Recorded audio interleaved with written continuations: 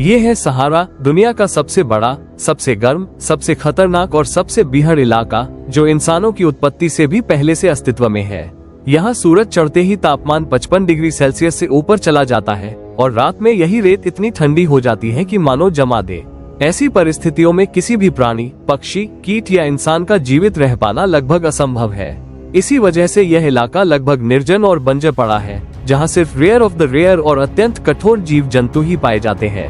Sahara desert के किनारी क्षेत्रों और अंदरूनी हिस्सों में कुछ अमेज जैसी जनजातियां रहती हैं, जिन्होंने रेत से ही अपने घर बनाए हैं, क्योंकि उनके पास न तो निर्माण के अन्य साधन हैं, न कोई और मटेरियल। ये लोग आधुनिक दुनिया से लगभग कटे हुए हैं। लेकिन इससे भी ज्यादा चौंकाने वाली बात यह है कि सहारा के बीचों बीच कुछ ऐसी जनजातियां भी रहती हैं जिन्हें आधुनिक सभ्यता का कोई ज्ञान नहीं है, मानो वे आज भी सदियों पुराने युग में जी रहे हों। इन जनजातियों को बेडुइन कहा जाता है, जो सहारा के सबसे कठोर वातावरण में कई सदियों से अपने पशुओं के साथ रहते आए हैं। वे बहुत कम उपलब्ध पानी के स्रोतों और ओएसिस की मदद से जीवन यापन करते हैं और उन्होंने गर्मी व पानी की कमी के बीच जीने की जबरदस्त शारीरिक क्षमता विकसित कर ली है। उनकी अपनी संस्कृति है और बाहरी दुनिया से कोई विशेष संपर्क नहीं। अगर यहाँ तक आपने कुछ अनोखा नहीं पाया, तो अब चौंकने की बारी है, क्योंकि आज हम आपको सहारा डेजर्ट की ऐसी अविश्वसनीय, रहस्यमय और अनजानी बातें बताने जा रहे हैं जो शायद ही आपने पहले कभी सुनी हो।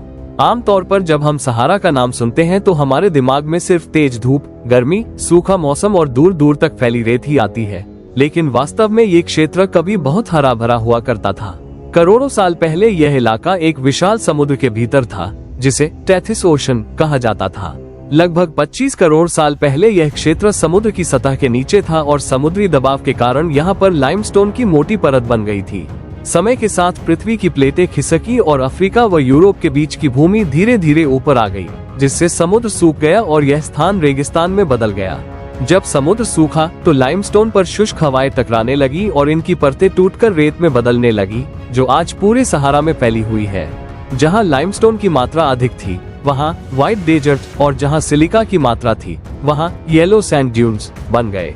आज भी वैज्ञानिकों को यहाँ वनस्पतियों और समुद्री जीवों के जीवाश्म मिलते हैं, जो इस बात का प्रमाण है कि यह इलाका कभी समुद्र और घने जंगलों से ढका हुआ था। सहारा लगभग 92 लाख वर्ग किलोमीटर में फैला हुआ है, यानी भारत से 2 गुना और पूरे यूरोप के बराबर।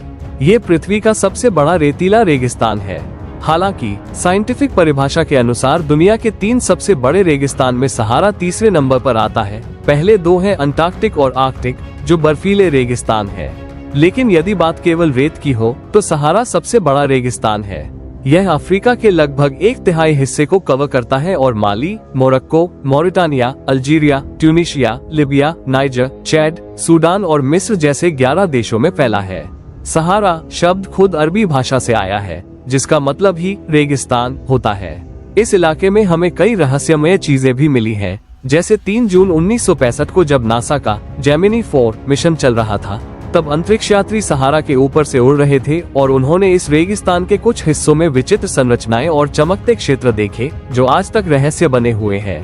1965 में जब नासा ने जेमिनी 4 मिशन लॉन्च किया, तब उसमें मौजूद एस्ट्रोनॉट जेम्स मैकडेविड ने अंतरिक्ष यान की खिड़की से नीचे सहारा डेजर्ट में एक अजीब आकृति देखी, जिसे देखकर वो चौंक गया और उसने अपने साथी एडवर्ड वाइट को भी इशारा किया। दरअसल उन्हें रेगिस्तान के बीचों बीच एक विशाल मानव आंख के आकार जैसा स्ट्रक्चर नजर आया, जिसमें आंख की पुतली जैसी आकृति भी साफ दिख रही थी। इस रहस्यमयी संरचना की पहली झलक इंसानी आंखों से जरूर 1965 में मिली, लेकिन इसे 1950 में एरियल फोटोग्राफ्स में पहली बार रिकॉर्ड किया गया था। यह आंखनुमा संरचना इतनी विशाल है कि इसका व्यास 50 किलोमीटर से भी अधिक है और इसके बीच खड़े होकर कोई यह भी नहीं समझ पाएगा कि वह इस स्ट्रक्चर के केंद्र में है। इसे केवल अंतरिक्ष से देखा जा सकता है और बाद में इसका नाम आई ऑफ सहारा या रिचेट स्ट्रक्चर रखा गया, क्योंकि यह टेनिया के रिचेट पर्वतों के पास स्थित है। वैज्ञानिकों ने शुरू में सोचा कि यह किसी एस्टेरॉयड के टकराने से बना होगा, लेकिन यहाँ पर किसी भी प्रकार के इम्पैक्ट क्रेटर के साक्ष्य नहीं मिले। जब ये संभावना भी खारिज हो गई, तो सवाल उठा कि इतनी परफेक्ट गोल आकृति बनी कैसे? इसका कोई ठोस वैज्ञानिक उत्तर आज भी नहीं है, लेकिन इतिहासकारों के पास इसका संभावित जवाब मौजूद है। कई ऐतिहासिक दस्तावेज और मानचित्र इस आकृति की तुलना प्लेटो द्वारा वर्णित अटलांटिस नामक खोई हुई सभ्यता से करते हैं। प्लेटो ने बताया था कि अटलांटिस एक अत्यंत विकसित सभ्यता थी, जिसके नगर रिंग के आकार में बनाए गए थे और ब्रिज के माध्यम से जुड़े हुए थे। रिचर्ड स्ट्रक्चर और अटलांटिस के वर्णन में इतनी समानताएं हैं कि इतिहासकार मानते हैं यह वही खोया हुआ नगर हो सकता है। ग्रीक इतिहासकार हेरोडोटस के नक्शों में भी अफ्रीका के पश्चिमी क्षेत्र में अटलांटिस के स्थान का वर्णन मिलता है, जो आज के नक्शों में आई ऑफ सहारा से मेल खाता है। सहारा डेजर्ट में रेत के टीलों के बीच प्राकृतिक ओएसिस भी मिलते हैं, जहां पानी और हरियाली की थोड़ी बहुत मौजूदगी होती है। एंडी प्लाटो नाम के एक ओएसिस में आज भी मगरमच्छ पाए जाते हैं, जो वैज्ञानिकों के अनुसार हजारों साल पहले के वहीं के निवासी हैं, जब सहारा एक हरा भरा इलाका था और पानी से ढका हुआ था।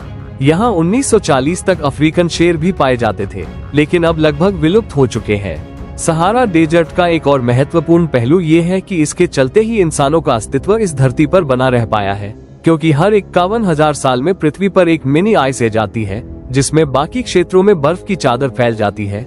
लेकिन अफ्रीका और खासतौर पर सहारा का इलाका कभी इतना ठंडा नहीं हुआ कि जीवन समाप्त हो जाए। इसलिए वैज्ञानिक मानते हैं कि ह्यूमन स्पीशीज का उद्भव अफ्रीका से ही हुआ है और वहीं से मानव जाति दुनिया भर में फैली। लेकिन दुर्भाग्यवश सहारा डेजर्ट लगातार फैलता जा रहा है और हर 100 सालों में इसका आकार 10 गुना तक बढ़ सकता है। इसका अर्थ है कि यदि इसे नियंत्रित नहीं किया गया तो ये समूचे अफ्रीका को निगल जाएगा। ग्लोबल वार्मिंग और बढ़ते तापमान की वजह से न केवल रेगिस्तान फैल रहा है, बल्कि भूखमरी और जल संकट भी तेजी से बढ़ रहा है।